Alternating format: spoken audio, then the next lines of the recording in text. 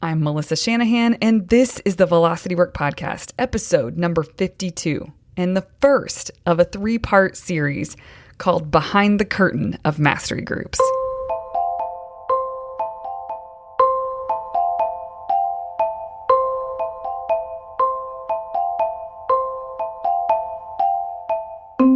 Oh my goodness, you guys are in for a treat.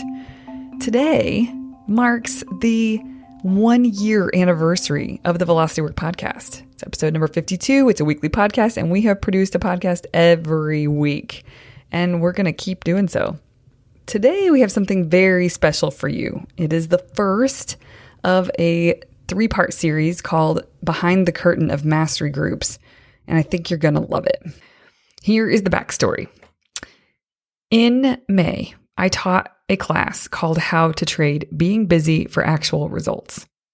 The attendees of that class had the option, if they wanted to, at the end of that, to join me for a month, like a 30-day sprint of accountability and support so that they could apply the material from what they learned in the class.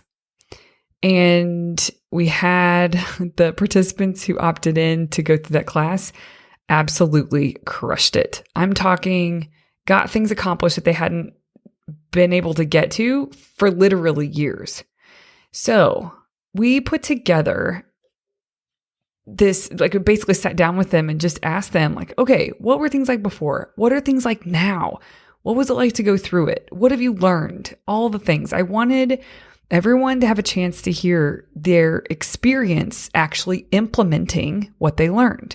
Now, some of you will listen to that class, and I highly recommend that everyone listens to that class. It's a class I even need to listen to time and time again, the material in it that I'm presenting in it. And there are some of you that are sort of want to do it on your own kind of people. And trust me, I think that's great. I'm your number one fan. That's fantastic. There are many of you who know that you need or want accountability. And so that's where this 30-day sprint really comes in handy, is to help you knock it out of the park, help you create your new normal. It was an absolute blast to not only work with these people over the course of June, and since then we've been continuing to work together, but also to sit down with them and talk to them and reflect about their experience and what things are like now versus before. And how it was really challenging. There were points that were very challenging in June. You know, they had to really stick to it and push through, and they did such a great job. So this series is meant to be a little more creative than our typical episodes and really showcase from one participant to the next how things have been for them and what their thoughts are about all of it, about the material, about the journey of implementing it, about the results that they got, about how hard it was, about how surprising certain things were. It's really cool. So I'm going to stop talking and let you just listen in to this special series we have for you. Here we go with the first one. You know what's crazy is that I get choked up when I think hard about what this group has been and what they've accomplished and how much fun we've all had. And yeah, I don't know. It's the best thing that Velocity Work's ever done.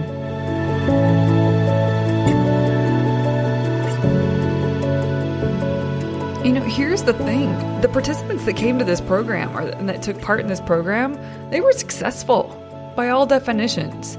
And they really just wanted more. They wanted to optimize. And there were some things that they knew they could create a better reality for themselves in many ways. And I think that's why the content of the class resonated.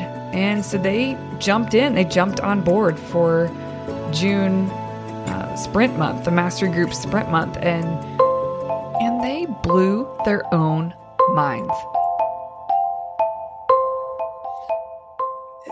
You know, by way of background, I think I'm a results-oriented, kind of goal-oriented person. I mean, for years, I've been setting annual goals and doing quarterly reviews and all the rest of it. But the reality is, I'd be somebody who'd say, oh yeah, there's another conference I'm going to go to.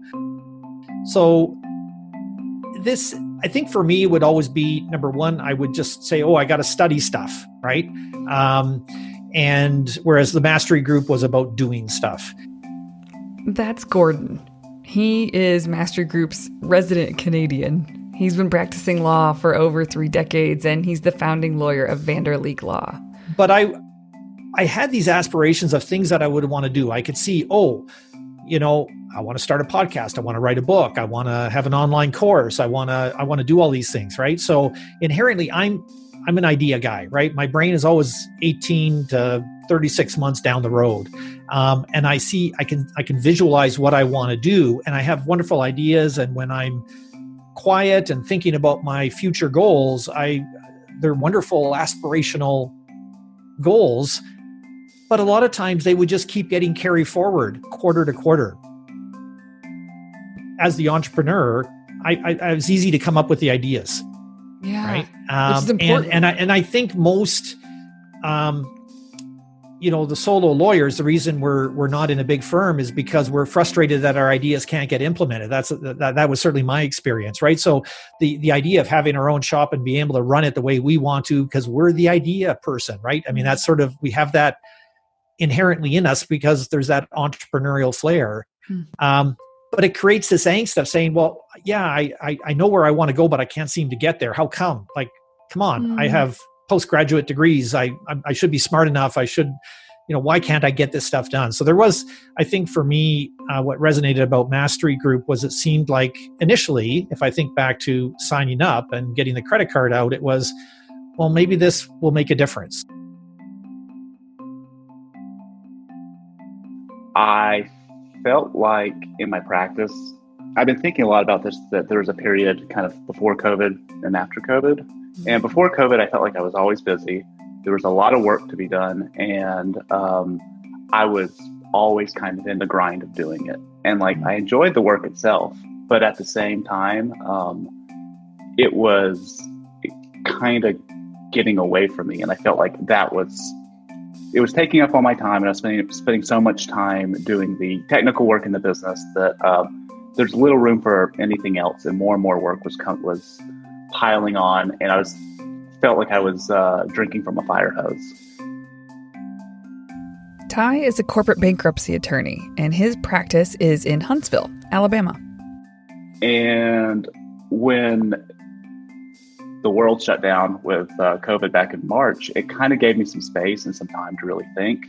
And as work slowed down, I was thinking, what do I really like about work? What do I not like?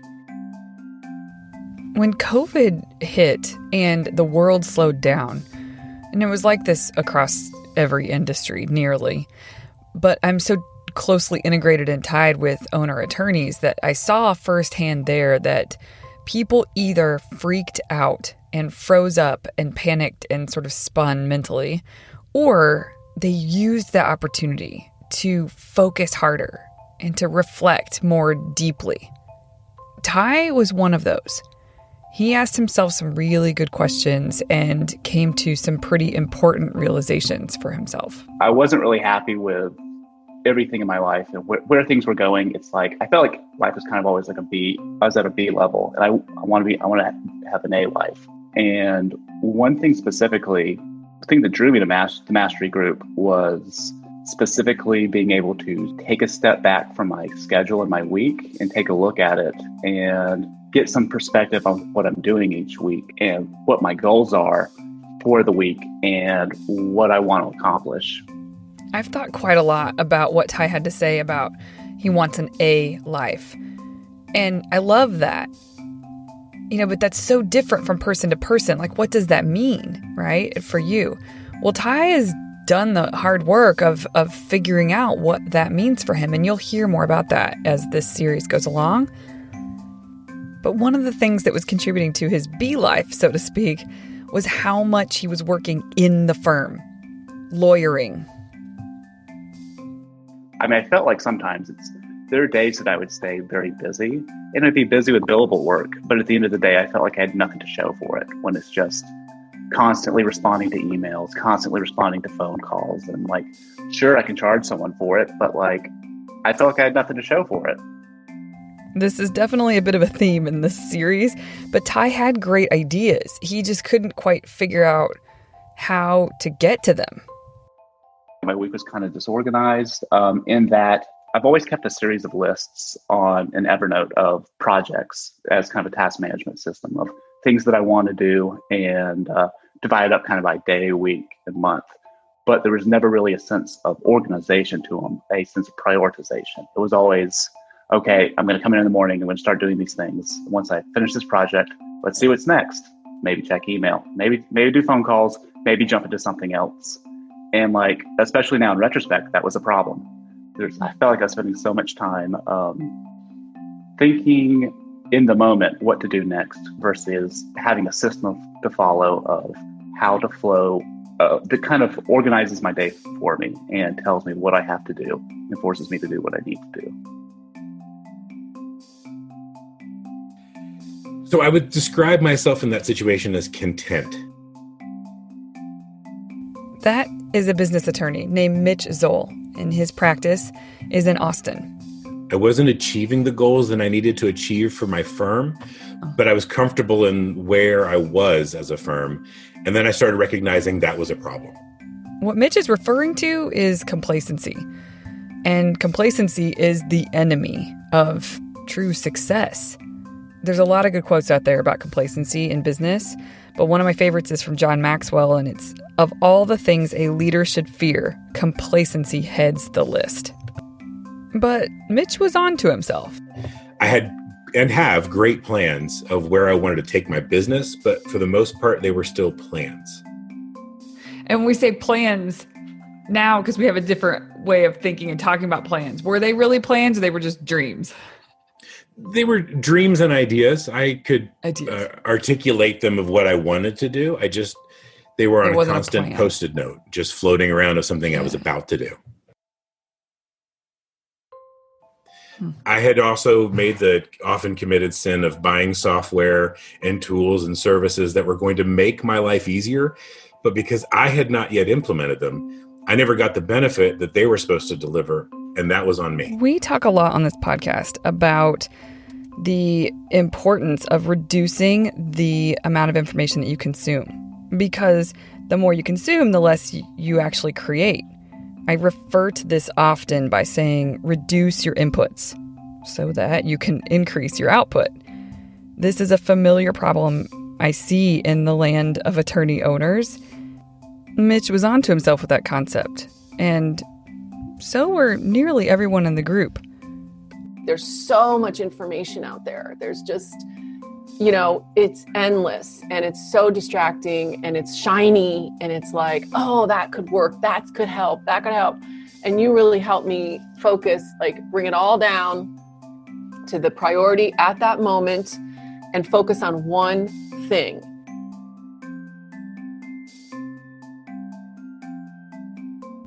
That's a woman who runs her own firm and also took part in the program. She prefers to remain anonymous for this podcast series, but I have to say, and I think you'll pick this up throughout the series, she is incredible. She's inspiring, and she's built a pretty big business. I mean, she has a small team, but she's the only attorney. And that comes with a certain set of pain points, but she's working through those pain points, and once she gets a few things figured out, it's going to take the ceiling off of her firm, and it's going to pay off. I just really love and appreciate meeting women who are running their own firms or own businesses just out in the world that are not dip the toe kind of people. They are all in kind of people, and she is one of them. So before mastery groups, I describe my life as the time of magical thinking, where I would have all these great ideas about what I was going to do working on my practice. I would come to work every day and I would have this mega to-do list and basically be crushing that all day and putting out fires all day and never getting to my working on the business things. And so it would be a year ago that I put these things on there, and I would just keep rewriting them every day when I redid my list or every week or whatever, and just never get to them.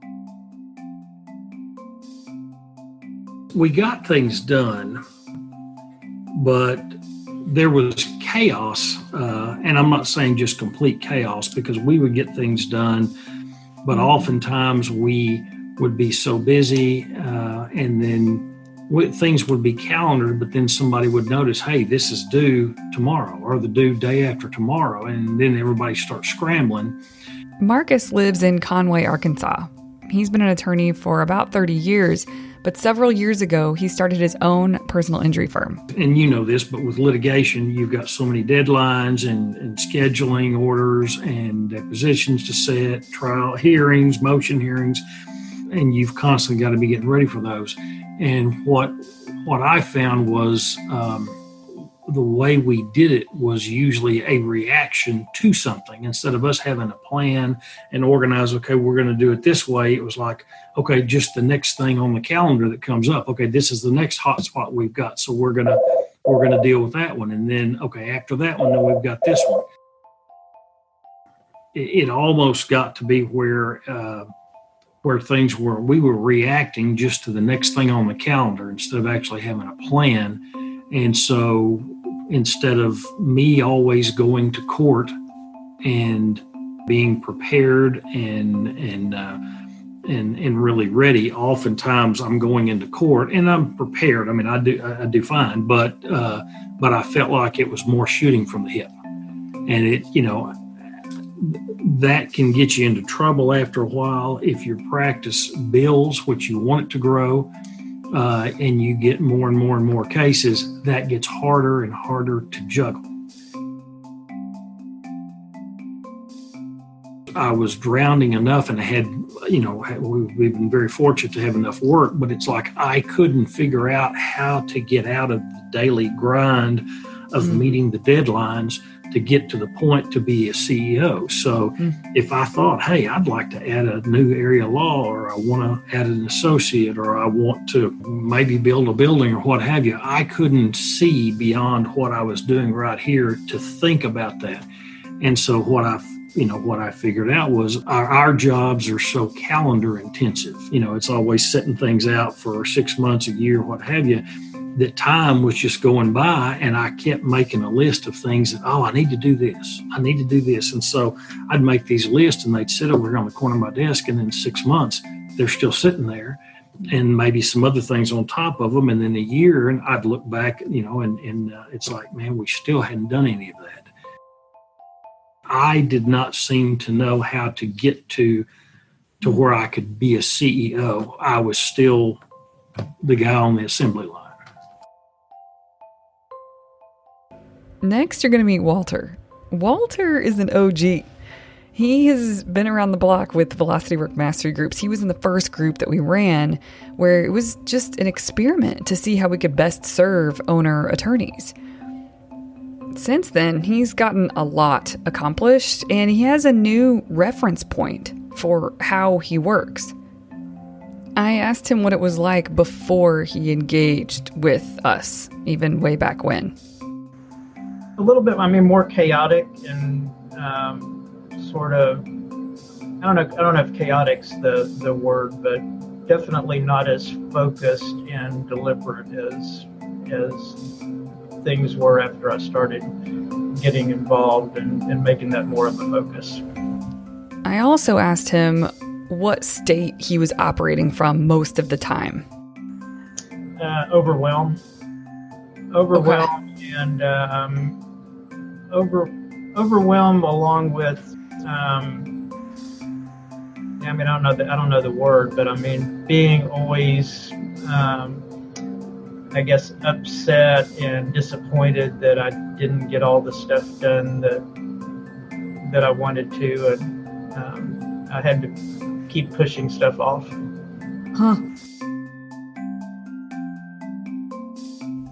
There's another participant, Joey Vitale, and he and I have worked together quite a bit over the last 2+ years. And at this point, I consider him a friend. We sat down for a conversation about mastery groups, and this is what he shared about kind of where he was when he joined. I think that I was building more clarity on the monthly and quarterly level in terms of what my focus was. but the daily and weekly level stuff still felt very uncertain. And it was like I was almost starting from scratch with a new focus on a daily basis. Mm-hmm.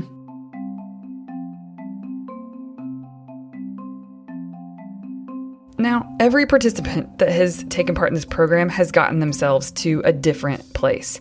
And I wanted everyone that listens to this podcast to understand what's possible for themselves.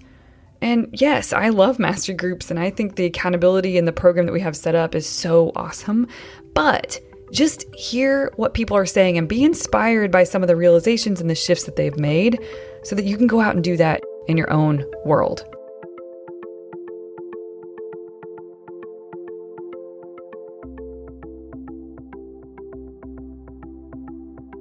One thing I made sure to ask them was what changed and what were they most proud of?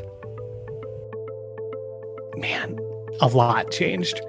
The main thing is that you, in a very helpful way, forced me to make decisions about what the focus was going to be at the monthly level, weekly level, and have days in advance.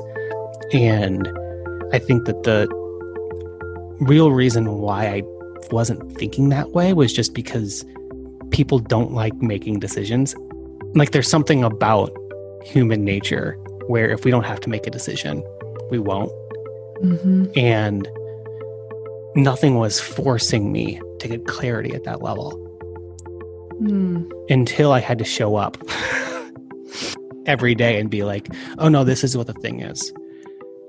And if I was not showing up and being clear, or if I seemed to be creating very like whiplashy focuses day to day, I could get called out. Called out. Say more about being called out, because people might be like, "Oh shit!" Like, what does that mean? like called out in like a fitness trainer kind of a way. Like, did you do 10 push-ups or not? Because if you didn't do 10, then like get back on the ground. Yeah. And it was all done in like a very kind way. Like there wasn't a mean person in our group.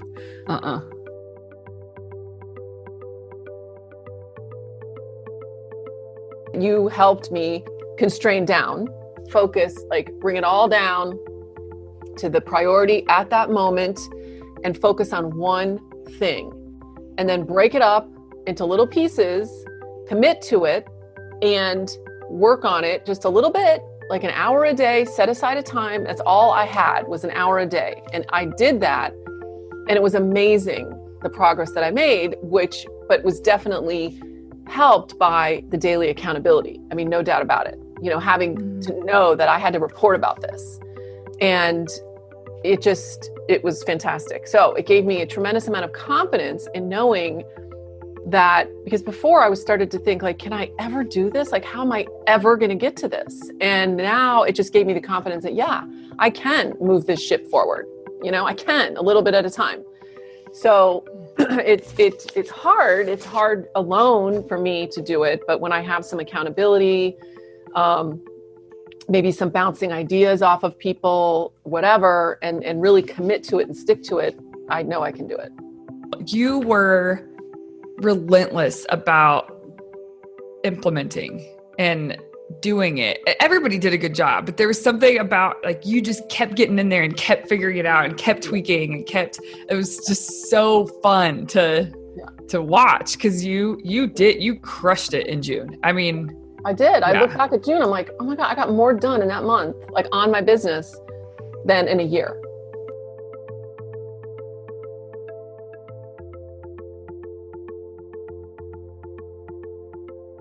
Coming out of it, on the surface level, the thing I'm most proud of, I'd say, is the work product that I did during the project so I was specifically working on setting up and implementing Lawmatics, which was a bit of an undertaking. So I am proud that I made it through the project, got it set up, got it working, and I did it to the level that I was satisfied with. But a level below that, like surface level, what did I do?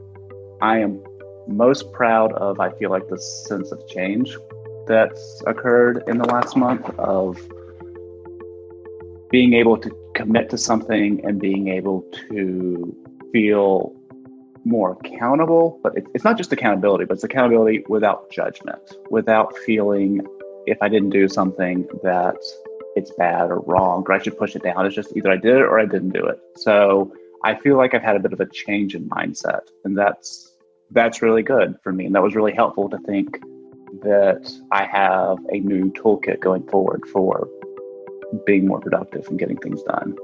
So like by way of example, I was looking back at my Monday map for this week. And so I've done everything work-wise, but on Tuesday, after work, I put down that I wanted to exercise at night. Got home, and I didn't do it. So I felt tired, couldn't do it. And I've taken everything off, but still look at my list. I see that Tuesday, that thing's not marked off. So it's just kind of a reminder of like where I'm still working on things, getting things accomplished. Yeah. End of the week, I'm going to delete it or get rid of it, so it won't be a problem. But it's helpful right now to see where I've done things and where I've not done things. So I feel like a sense of where I still have to work and push myself. I think probably the most important thing is the way I look at it. I feel like I have a certainly different perspective. I feel like I'm looking at it through a different set of glasses now. Like I said before, I didn't know how to do it. I feel like now I have a much better handle on how to, like if I was up in an airplane looking down and can see the whole thing and see how it's working, and, maybe watching an assembly plant from, a ways away, and you can see how everything's working or how it's not working. And then you can make a plan to, okay, we're going to add on down here or whatever. I had no clue how to do that. I feel like now I have a much better method to address the problem. So, you know that in our groups, sometimes I would throw out marketing issues because that was one of my projects, or maybe it was creating a system for handling discovery or what have you. I didn't have a good way to even know how to do that. Now, when I feel like I have a framework that I can apply here, I can apply it here, I can apply it here, and create a system or whatever, and then get a result, if that makes sense. I feel like going through this mastery group has given me a perspective that now I can use as my overall lens to look through everything. Instead of being reactive to the moment, the way I think differently is, how can I put this in a plan that I already have in place? Yeah. So as a lawyer, that email pops up, my client says, hey, can you talk? The original way I think is, yes, I can. I must be able, I'll put this discovery down and respond to what you need to. Yeah. I think differently of, yes, I can talk. Let me find the spot that's available for you when we can talk, and I can dedicate that time to you.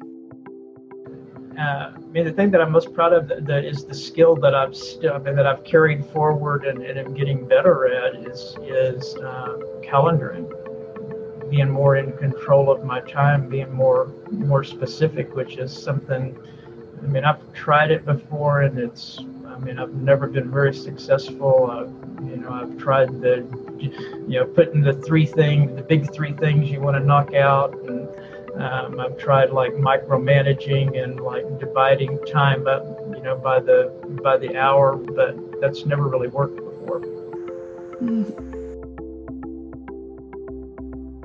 I got the online course up, so I accomplished the goal. But beyond that, I think if I look back at the month that we spent together, I think I showed up every day. I some days more productive than others, and I think there was a couple days where I just had to say I didn't get it done. Mm-hmm. But a pretty high percentage of showing up and being able to say I got the task done. So that I can't say that there's other projects I had where I had that level of success. So I think the accountability, a positive group, your guidance, and feeling like this was, a group I wanted to be accountable for and would be supporting me.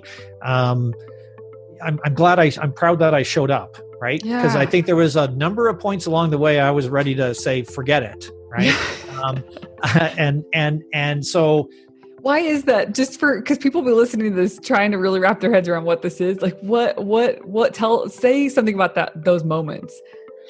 Yeah. So for me, there was an element of vulnerability. I'm putting a product out there, like it's an online course, right? And it was like these sort of weird emotions coming in that would probably derail me, or I would be going, well, anything looks more interesting than that, right? So I think sort of working through, recognizing there was some negative emotions there that were coming up, probably based on some insecurities and sense of vulnerability that I needed to work through. And that's maybe why this has been on my task list for a couple of years to do this, and I just never did it because there were some strong emotions there. So the group was a place I could voice that, and that wasn't, there was some recognition of other people having the same struggles, and so that there was a little bit of validation going, okay, that's not a weird feeling, but let's work through it, right? And in combination with accountability. But I remember going through I'm not sure why I'm feeling this way, but there's lots of resistance, right? And there was, not every day, some days would go, this is a lot of fun.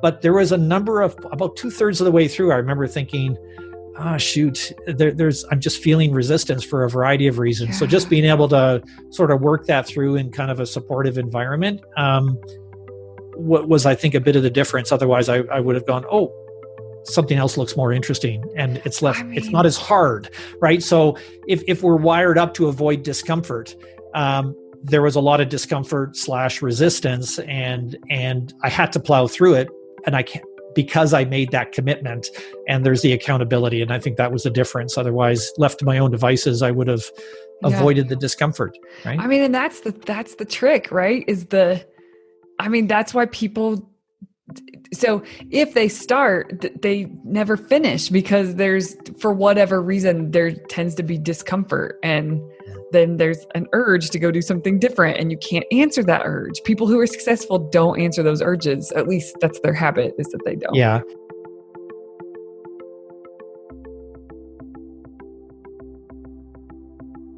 Project that I chose was implementing an email program, and we did that, and to me, it's like, well, the process wasn't that hard. Once I learned it, it's kind of like I said earlier, you've helped us learn this is a framework you could take and use in several different things, and so that's kind of what we're doing.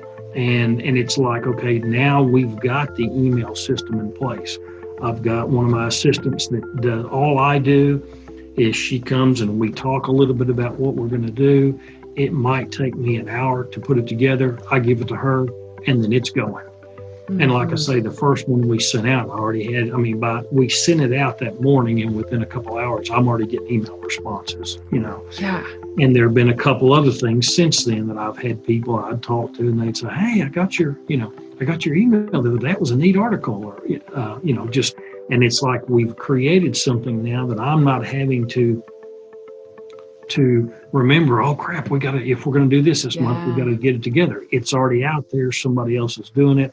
I have my part of it, but then, it's out there working, and I'm not having to do it. Yeah, I loved your example of what you worked on in June, because everybody having to pick a result they were going to work towards. And everybody did, and they all did fantastic. Yours was really cool to see come to life, because there was such a learning curve, but totally doable once you got into it. And in the end, just like what you're saying, just a different way of saying it is, you created a result for your business that it's like the gift that's going to keep on giving. And it didn't actually take that. It took a month, maybe a little less, actually. It did take less, didn't it? Right. I think I got done with about 10 days left. Yeah. Yeah, I think you're right. And so you got, that's pretty amazing. So like 20 days into the month, this thing that you've been putting off or you've been thinking about for so long was done. And now it's creating value for the people you're sending it to. Yes. And it's creating engagement between you and them. Yeah. And it's just so cool to see. I think the result of yours is pretty fun to experience that result. Not just is it useful, but it's delightful probably for you.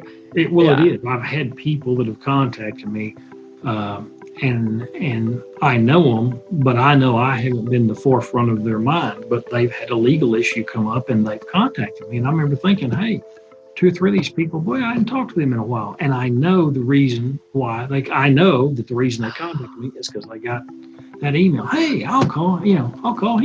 So wow. Yeah. Oh my gosh, that is just too cool. Having a perspective on accountability that I can bring to my team.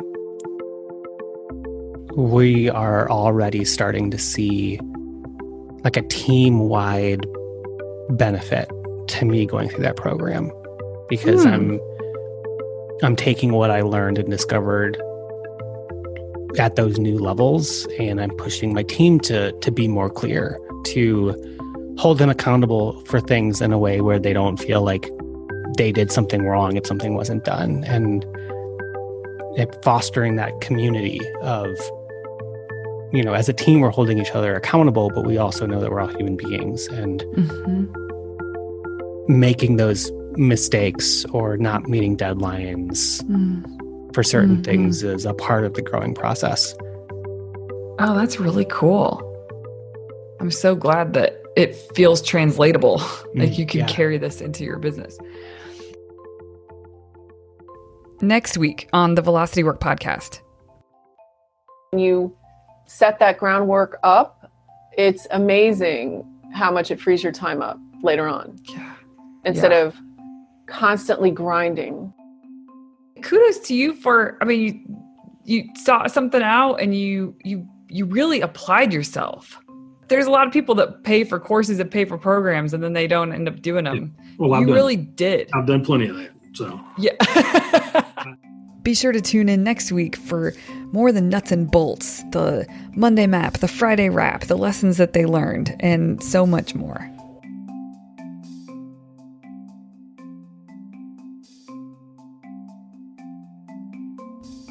If you'd like to learn more about the program that we are talking about in these episodes, go to velocitywork.com and hit the button that says free masterclass. That's the class that has all this content that is the backbone of mastery groups. So check it out. And if you're interested, you'll see a way to enroll for September, the September sprint.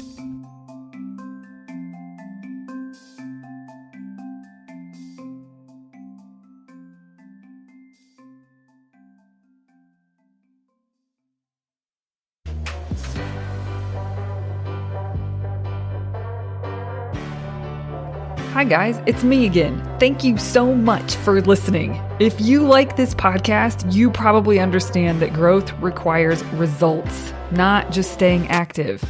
If you want to learn how to build your days around getting results, I'll show you how in this zero fluff class that I teach. Go to velocitywork.com/results for registration information. I cannot wait to see you there. If you want to hang out with us on social, come on over to Instagram. Our handle is velocity.work. And on Facebook, it's facebook.com/meetvelocitywork. Cheers, my friends, to real growth and a great life. Show notes from this episode can be found at velocitywork.com/podcast.